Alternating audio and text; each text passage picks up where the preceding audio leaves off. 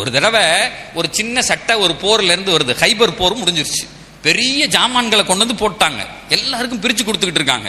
அப்ப இவ்வளவு பெரிய ஒரு சட்டை கனிமத்து பொருள்ல வந்துருச்சு, இந்த இவ்வளவு பெரிய சட்டை.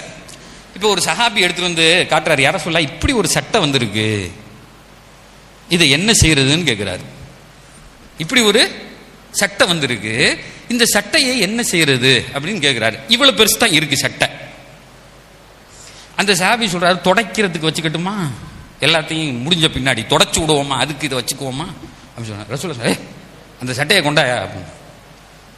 உடனே அவர் எதுக்க கேட்குறாங்க போலுக்கு ரசூலுல்லாஹ் வாங்கி இப்படி பார்த்துட்டு சொன்னாங்க, அந்த உம்மு காலிதாவை கூடுமையா, அந்த உம்மு காலிதா எங்க அப்படிங்க. உடனே இவங்க சஹாபாக்கள்லாம் யாரோ உம்மு காலிதானா யாரும் இருப்பாங்க, யார் உம்மு காலிதா உம்மு காலிதான்னு தேடல் நடக்குது. உடனே பார்த்தா அங்கிருந்து ஒரு பிளம்மு ஒரு 3 வயசு பிள்ளைய தூக்கிட்டு வராங்க. Sir, I am not jogging, நான் கிண்டலுக்குன்னு சொல்லல, எங்க நபி சொல்றாங்க உம்மு காலிதா எங்கே. அவங்க அத்தா தூக்கிட்டு ஓடியாடுறாரு. உம்மு காலிதா ஒரு 3 வயசு பிள்ளைய பெருமானாருக்கு தெரிஞ்சிருக்கு, இந்த சட்டை இந்த அம்மாக்கு லாயகா இருக்கும் சொல்லி கூப்பிட்டாங்க. கூப்பிட்டு உட்கார வச்சு, வரலாறில் என்னை கண்கலங்க வைத்த சம்பவம் அது. பெருமானார் தன்னுடைய நுபுவத்தினுடைய முபாரக்கான கையினால அந்த சட்டையை கலட்டினாங்க, அந்த அம்மா போட்டிருந்ததை. அது ஏற்கனவே போட்டிருந்துச்சு இல்ல, இந்த சட்டையை தூக்கி அதுக்கு மாட்டி விடுறாங்க. உம்மு காலித் இந்த சட்டையை போட்டுட்டு ரசூலுல்லாஹ் அந்த பிள்ளை எப்படி பார்க்குறாங்க, ரசூலுல்லாஹ் எப்படி பார்க்குறாங்க, பார்த்துட்டு ஹாதா சனா யா உம்மு காலித் அப்படின்னு சொல்றாங்க. ஹாதா சனா அப்படின்னு சொல்றாங்க. பக்கத்தில் சஹாபாக்கள்லாம் நிற்கிறாங்க.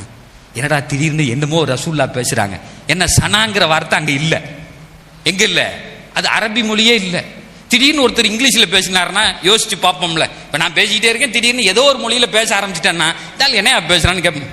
இவர் அவர்கிட்ட கேட்குறாரு, அவர் இவர்கிட்ட கேட்குறாரு, அவர்கிட்ட. அப்போ ஒரு சஹாபி சொல்றாரு, இந்த ரசூலுல்லாஹ் பேசுறது இருக்கிறதே இது அபிசீனிய லாங்குவேஜ், ஹபஷாவுடைய மொழி. ஒருத்தருக்கு தெரியுது. அந்த இடத்துல சனா அப்படின்னு சொன்னா அஹசன் அப்படின்னு அர்த்தம், குட் அப்படின்னு அர்த்தம். ஏன்னா இந்த பிள்ளையை பெத்த தாயி முதல்ல ஹிஜ்ரத்துக்காக வேண்டி ஹபஷாக்கு போயிட்டாங்க. ரசூலுல்லாஹ் சொன்னாங்க, இங்க இஸ்லாத்தை வச்சு வாழ முடியல, நீங்க எங்க வேண்டாலும் போலாம். அபிசீனிய தேசத்துக்கு ஒரு கூட்டம் போச்சு முதல்ல ஹிஜ்ரத் செஞ்சு. அதுல இந்த அம்மாவினுடைய தாய் அங்க போயிட்டாங்க. அந்த பிள்ளை அங்க பிறந்துச்சு. இந்த இந்த இந்த குழந்தை இருக்குல்ல அபிசீனியா, அது ஒரு 3 வயசு 4 வயசு அந்த பிள்ளை. அந்த நேரத்தில் அந்த பிள்ளைக்கு அந்த மொழி தான் தெரியும், அந்த ஊர்ல பேசுன அந்த லாங்குவேஜ். அதை விளங்கிக்கிட்டு நீ அழகா இருக்கப்பா அப்படின்னு சொல்லிட்டு பெருமானார் சொன்னோன்னா அந்த புள்ள சிரிக்குது. சார், அந்த புள்ள சிரிக்குது. நீ அழகா இருக்கியா சொன்னா சிரிக்குங்கல்ல, இந்த ட்ரெஸ் அடிப்பொலிடா சூப்பரா இருக்கு அப்படின்னோன்னா நம்ம பேரன் சிரிப்பானா மாட்டானா, அந்த புள்ள சிரிக்குது. சஹாபாக்கள்லாம் ஆச்சரியப்பட்டு போயிட்டாங்க. வரலாறுல எழுதுவாங்க, பெருமானார் பேசிய மாற்று மொழிகள், ஏன்னா பெருமானார் அரபியை தவிர எதுவும் பேசுனது இல்லை, அப்படிதான் வரலாறு. ஆனா இந்த மொழியை பெருமானார் இந்த பிள்ளைகிட்ட மட்டும் பேசினாங்க. அத சனா சொல்லிட்டு அந்த பிள்ளை சிரிச்ச உடனே பெருமானாரும் பார்த்து பார்த்து சிரிக்கிறாங்க. சிரிச்சுட்டு வரலாறு அதோடு முடிவதில்லை. அந்த இடத்துல ஒரு வார்த்தையை பெருமானார் சொல்றாங்க, அஹ்லி வ அப்லிகி, அஹ்லி வ அப்லி. இதுதான் பெருமானாருடைய குணம் சார். சார் வாழ்றது சார். ஒரு பிள்ளைய தூக்கி முத்தம் போடுறோம்னா நீங்க சொல்லுங்க, எத்தனை முத்தம் போட்டோம்னு யாராவது யோசிக்க முடியுமா? அப்படி நம்ம பேர பிள்ளைய நம்ம பிள்ளைய அப்படி தூக்கி முகந்துறோம்னா எத்தனை முத்தம் போட்டோம், அல்லது அந்த நேரத்தில் நம்ம மனோநிலை எப்படி இருந்துச்சு யாராவது சொல்ல முடியுமா? ஒன்றிடுவோம் சார், ஒன்றிடுவோம். அதுதான் வாழ்க்கை. பெருமானார் சொல்லுகிறார்கள், அஹ்லி வ அப்லிகி யா உம்மு காலிதாவே, இந்த ட்ரெஸ் உனக்கு சூப்பரா இருக்கு, இந்த ட்ரெஸ்ஸோடு நீ பல்லாண்டு வாழ வேண்டும், இது பழமையடையாமல் இருக்க வேண்டும். ஹதீஸ்ல வருது, 90 வயசுக்கு மேல அந்த அம்மா உயிரோட இருந்துச்சு. அந்த அம்மா உயிரோட இருக்கிற வரையும் அந்த ட்ரெஸ் புதுசாவே இருந்துச்சு. சார், வாட் எ பியூட்டிஃபுல், அனுபவிக்க வேண்டியது வார்த்தைகள் அல்ல, அந்த துவா. ஹதீஸ்ல எழுதுவாங்க, அந்த நேரத்தில் பெருமானார் அந்த பிள்ளையினுடைய முகத்தை பார்த்து துவா செஞ்சாங்கல்ல, அந்த ட்ரெஸ் அப்படியே இருந்துச்சு. அந்த அம்மா நீண்ட காலம் வாழ்ந்தது, நீண்ட காலம் வாழ்ந்தது. ஒரு போருடைய இதை பங்கு வச்சாவது, அப்போ உட்கார்ந்துக்கிட்டு ஒரு நபிக்கு எவ்வளவு டென்ஷனா இருக்கணும். இவருக்கு அவ்வளவு கூடு, இவருக்கு இவ்வளவு கூடு, பங்கு வைக்கிறதுல எனக்கு பத்தலை அப்படின்ட்டு ஒருத்தன் வருவான். ஆனா அந்த நேரத்திலும் நாயம் ஸல்லல்லாஹு அலைஹி வஸல்லம் அவர்கள் வாழ்ந்ததை அந்த ஹதீஸ் காட்டுகிறது.